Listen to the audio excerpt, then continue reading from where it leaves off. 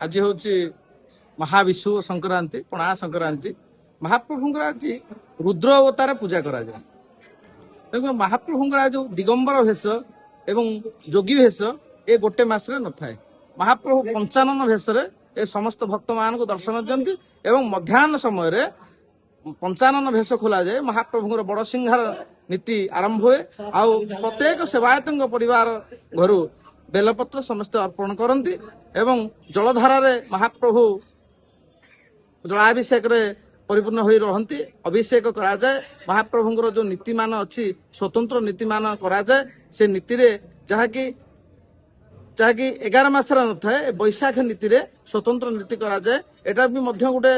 गोपाल भाई गोटे नीति रही थाए सकाळु प्राय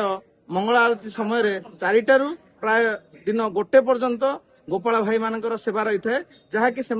जलाभिषेक महाप्रभु को करि थांते 1 मास धरी।